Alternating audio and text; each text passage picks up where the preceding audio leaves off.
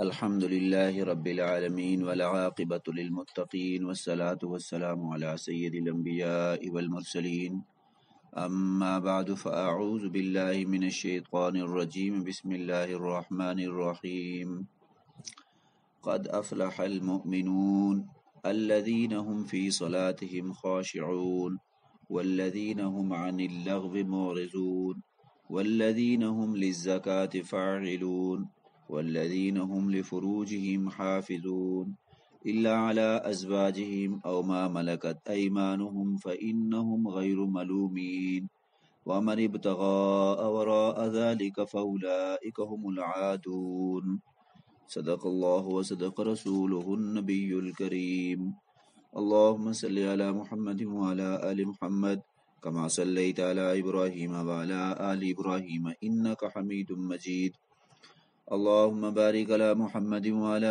آل محمد كما باركت على إبراهيم وعلى آل إبراهيم إنك حميد مجيد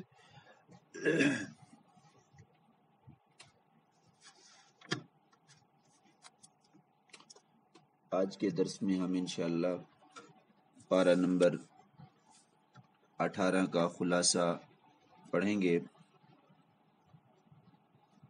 جیسا کہ میں نے عرض کیا کہ آج کا جو یہ سپارہ ہے یہ انتہائی اہمیت کا حامل ہے اور قرآن مجید کا ہر رکوع ہر آیت منفرد مقام کی حامل ہے، لیکن اس پارے کو کچھ شان نرالی حاصل ہے۔ اس پارے کی ابتدا سورۃ المؤمنون سے ہو رہی ہے۔ یہ مکی صورت ہے، اس میں 118 آیات اور 6 رکوع ہیں، اور مکی صورت ہونے کی وجہ سے اس میں بھی اصول دین سے بحث کی گئی ہے۔ صورت کی پہلی ابتدائی 9 آیات میں مومنین کی 7 ایسی صفات ذکر کی گئی ہیں کہ جن کی وجہ سے مومنین جنت الفردوس کے مستحق ہوں گے۔ اب وہ 7 صفات کون سی ہیں؟ اللہ کرے کہ میری اور آپ کی زندگی میں وہ 7 صفات آ جائیں۔ سب سے پہلی صفت کہ وہ سچا ایمان کے جو کہ ریا اور نفاق سے پاک ہو، یعنی ایسے مومن کے جن کا ایمان سچا ہو، ریاکاری اور منافقت والا نہ ہو۔ نمبر 2، نماز میں خشوع یعنی اللہ کے سامنے عاجزی اور خوف کے ساتھ کھڑے ہوں۔ نمبر 3، لغو سے اعراض، والذین هم عن اللغو معرضون، یعنی ایسے قول و فعل کو کہا جاتا ہے لغو جس میں کوئی فائدہ نہ ہو، جس کو فضول گوئی کہہ سکتے ہیں آپ۔ مومن آدمی فضول گوئی سے، فضول کام سے، فضول عمل سے اعراض کرتا ہے۔ اور چوتھی صفت یہ بیان کی گئی کہ کامل طریقے سے زکوٰۃ کی ادائیگی کرتے ہیں، گویا وہ حقوق اللہ کے ساتھ ساتھ حقوق العباد کا بھی خیال رکھتے ہیں۔ اور پانچویں صفت یہ بیان کی گئی کہ وہ زنا اور فحش کاموں سے اپنے آپ کو بچا کر رکھتے ہیں۔ چھٹی صفت یہ بیان کی گئی کہ وہ امانتوں کی حفاظت کرتے ہیں اور وعدے کو پورا کرتے ہیں۔ اور ساتویں صفت یہ بیان کی گئی کہ نمازوں کی حفاظت کرتے ہیں، وقت کا بھی لحاظ رکھتے ہیں اور ارکان و آداب کی بھی رعایت کرتے ہیں۔ یہ 7 صفات اگر مومن کے اندر ہوں گی تو اللہ نے فرمایا افلح المؤمنون، یہ ایمان والے لوگ ہیں، یہ کامیاب لوگ ہیں، یہ جنت والے لوگ ہیں۔ چنانچہ مومنین کی صفات بیان کرنے کے بعد خود انسان کی زندگی اور اس کی تخلیق کے مختلف مراحل میں ایمان کے جو دلائل پائے جاتے ہیں وہ ذکر کیے گئے ہیں۔ چنانچہ ارشاد فرمایا ثم جعلناہ نطفۃ فی قرار مکین ثم خلقنا النطفۃ علقۃ فخلقنا العلقۃ مضغۃ فخلقنا المضغۃ عظاما فکسونا العظام لحما ثم انشأناہ خلقا آخر۔ قرآن نے شکم مادر میں یعنی ماں کے پیٹ میں انسانی وجود کے مراحل آج سے کئی سو سال پہلے اس وقت بیان کیے تھے جب عرب و عجم کے حکماء میں سے کوئی بھی ان مراحل کے بارے میں لب کشائی کی جرت نہیں پاتا تھا، اور نہ ہی وہ اس کو بیان کرنے کی کوئی واقفیت اس کے پاس تھی۔ آج کی جدید سائنس اور ٹیکنالوجی اور میڈیکل تحقیقات بھی ان مراحل کی تصدیق کرتی ہیں۔ انسان کے وجود میں ایمان کے دلائل بیان کرنے کے بعد 3 قسم کے تکوینی دلائل بیان کیے گئے۔ نمبر 1، 7 آسمان اور اس کے اندر عجیب و غریب جو مخلوقات ہیں ان کو پیدا کرنا، تو اس کو اللہ نے پیدا کیا۔ بارش کا برسانا اور اس کے ذریعے مختلف غلہ جات اور پھلوں کا اگانا۔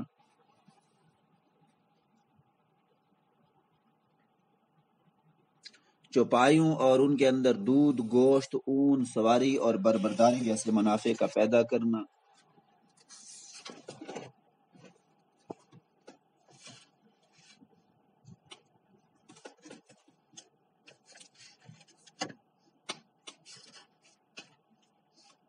اللہ تعالیٰ کی قدرت اور وحدانیت کے دلائل ذکر کرنے کے بعد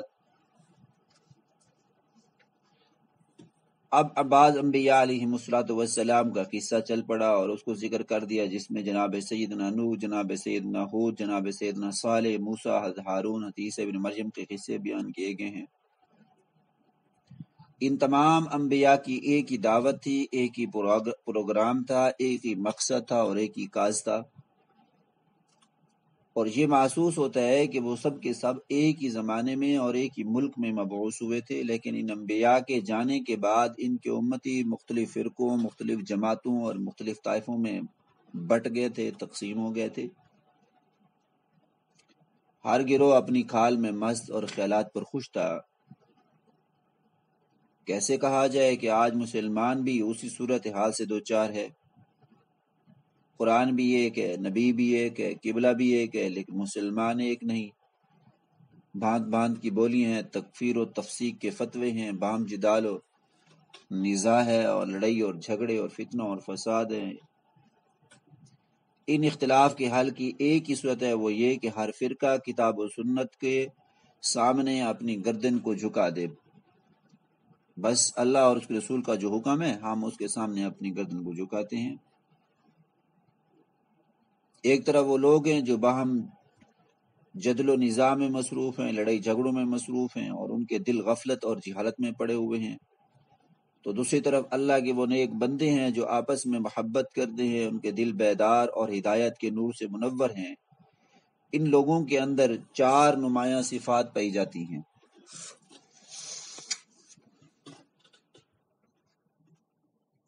پہلی صفت یہ ہے والذین هم من عذاب ربهم مشفقون، یہ لوگ اپنے رب کے عذاب سے ڈرتے ہیں۔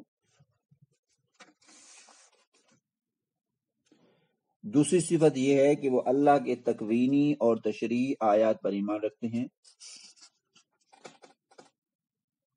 اللہ کی طرف سے جو بھی احکامات ہیں ان پر ایمان رکھتے ہیں۔ اور تیسری یہ کہ وہ ریا سے بچتے ہیں اور ہر عمل خالص اللہ کی رضا کے لیے کرتے ہیں۔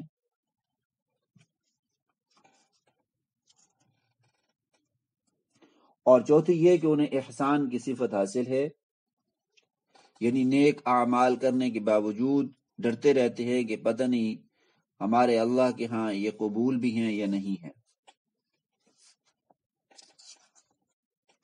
یہ ایمان والوں کی صفات بیان فرمائی ہیں۔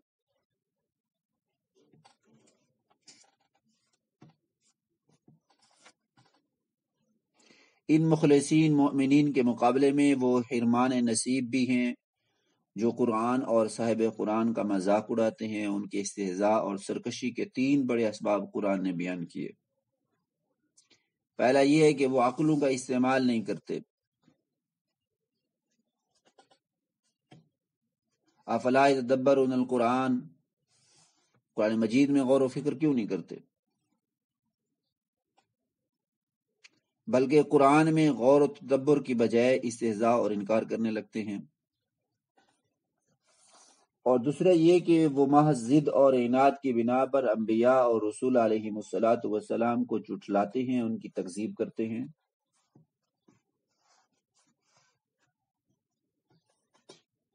ورنہ ایسا نہیں ہے کہ وہ آپ کو پہچانتے نہیں، وہ آپ کو پہچانتے ہیں کہ اللہ کے نبی ہیں، لیکن پھر بھی جھٹلاتے ہیں۔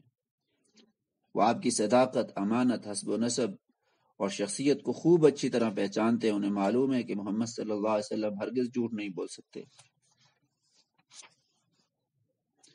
اور تیسرے سبب سوالی انداز میں بیان کیا ہے کہ انہیں محمد صلی اللہ علیہ وسلم میں کیا کوئی جنون کے آثار دکھائی دیتے ہیں؟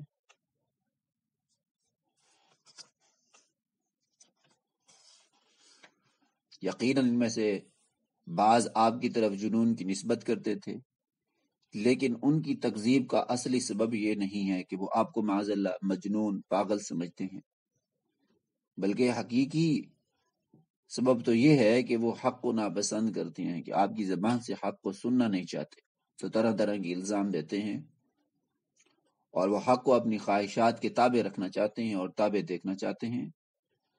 حالانکہ اگر حق ان کی خواہشات کے تابع ہوتا تو نظام کائنات میں خلل واقع ہوتا۔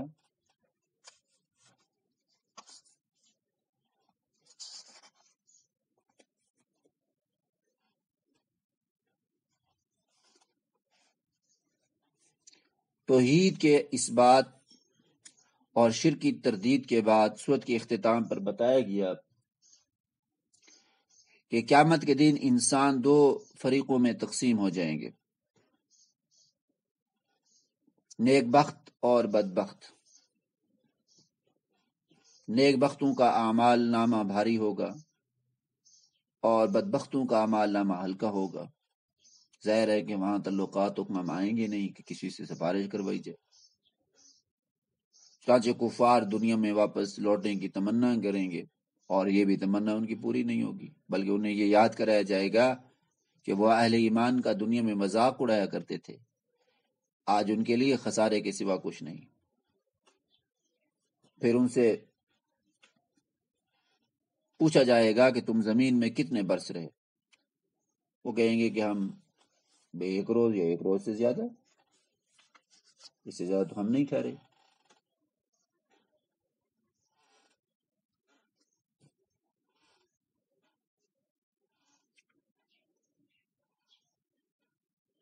اللہ فرمائے گا کہ وہاں تم بہت کم ہی رہے، کاش تم جانتے ہوتے، یعنی اگر تمہارے پاس عقل و فہم ہوتا تو تم جان لیتے کہ دنیا حقیر اور قلیل ہے، اور اس سوال سے مقصد جو ہے انہیں حسرت میں مبتلا کرنا اور آخرت کی لامحدود زندگی کے مقابلے میں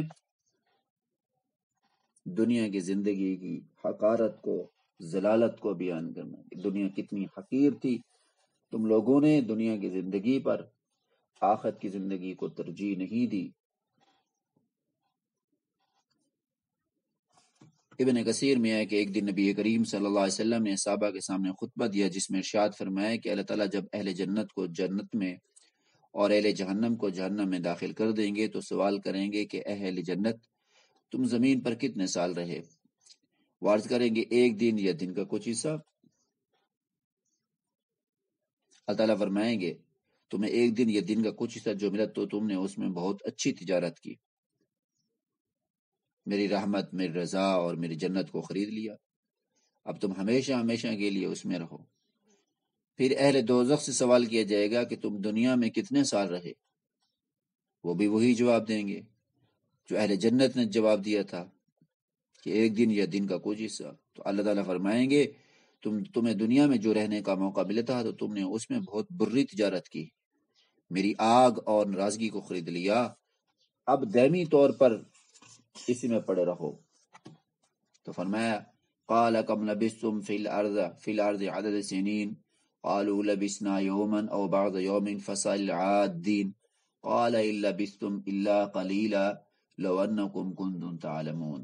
اگر تم جانتے ہوتے تم اتنی حقیر سی دنیا اور اتنی قلیل سی مدت کو پر جو ہے وہ دنیا آخرت کو ترجیح دیتے، لیکن تم نے حقیر سی دنیا کو آخرت پر ترجیح دی ہے، اور آج تمہیں اس کا انجام دیکھنا پڑ رہا ہے۔ آخری آیت میں سورۃ المومنون کی آخری آیت میں اللہ تعالیٰ نے اپنے نبی کے واسطے سے گویا تمام انسانوں کو سکھایا کہ مجھ سے یہ دعا مانگا کرو۔ کون سی دعا مجھ سے مانگا کرو؟ کہ اے میرا رب مجھے معاف فرما دے اور مجھ پر رحم فرما، اور تو صبر سے زیادہ رحم کرنے والوں میں سے ہے۔ رب اغفر وارحم وانت خیر الراحمین۔ اور اسی ہی آیت کے ساتھ جو ہے سورت کا اختتام ہو جاتا ہے۔ آگے سورۃ النور شروع ہو رہی ہے۔ بسم اللہ الرحمن الرحیم۔ سورۃ انزلناها وفرضناها وانزلنا فیها آیات بینات لعلکم تذکرون۔ سورۃ النور مدنی ہے، اس میں 64 آیات اور 9 رکوع ہیں۔ اس سورہ نور ایک تو اس لیے کہا جاتا ہے کہ اس میں نور کا لفظ آیا، اللہ نور السماوات والارض۔ دوسری وجہ یہ ہے کہ اس صورت میں ایسے آداب و فضائل اور احکام و قواعد بیان کیے گئے جو اجتماعی زندگی کی راہ کو منور اور روشن کر دیتے ہیں۔ اسی صورت میں زیادہ تر ایسے احکام مذکور ہیں جو عفت و عصمت سے تعلق رکھتے ہیں، جن کو حدود کہا جاتا ہے۔ اس لیے یہ صورت عورتوں کو سکھانے کا خاص طور پر حکم دیا گیا ہے کہ یہ جو صورت نور ہے، جس صورت النساء عورتیں سیکھیں، ایسے ہی صورت النور جو ہے اس کا بھی یہ حکم ہے کہ خاص طور پر عورتوں کو سکھایا جائے۔ حضرت مجاہد رحمہ اللہ فرماتے ہیں کہ رسول اللہ صلی اللہ علیہ وسلم نے ارشاد فرمایا، اپنے مردوں کو سورہ مائدہ اور اپنی عورتوں کو سورہ نساء سکھاؤ۔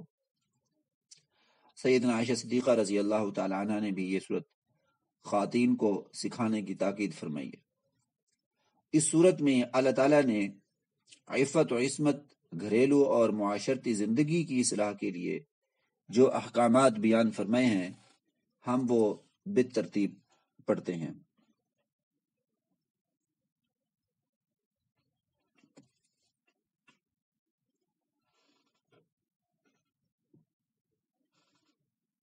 پہلا اور دوسرا حکم زنا کی سزا اور زانیوں کا حکم بیان کے بارے میں ہے۔ زانی مرد اور عورت اگر غیر شادی شدہ ہوں تو ان کی سزا 100 کوڑے ہیں۔ الزانیۃ والزانی فاجلدوا کل واحد منہما 100 جلدہ، 100 کوڑے ہیں۔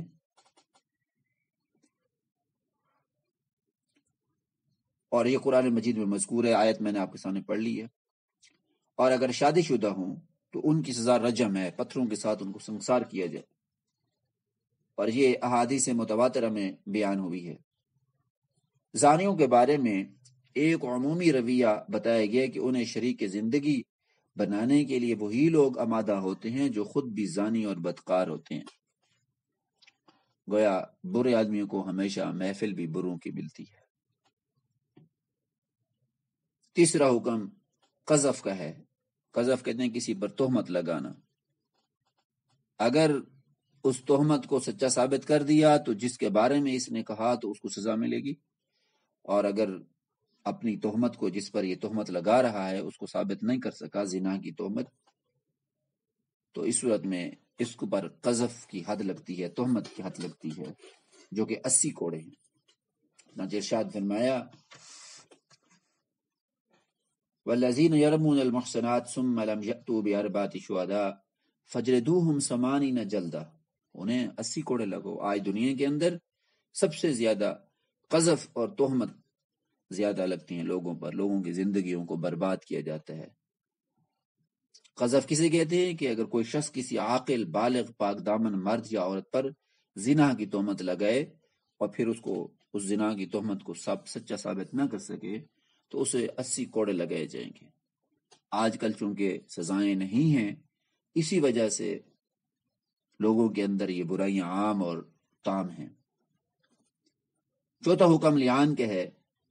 لیان بھی ایک شرعی حکم ہے، میاں بیوی کے ساتھ خاص ہے، کہ اگر شوہر بیوی پر زنا کی تہمت لگے لیکن اس کے پاس 4 گواہ نہ ہوں تو وہ دونوں ایک دوسرے پر لعنت کریں گے، اور پھر ان کے درمیان قاضی جدائی کروا دیتا ہے۔ مثلا خامد بیوی سے کہتے ہیں کہ یہ جو بچہ ہے یہ مجھ سے نہیں ہے، اور بیوی کہتی ہے کہ نہیں آپ سے ہی ہے۔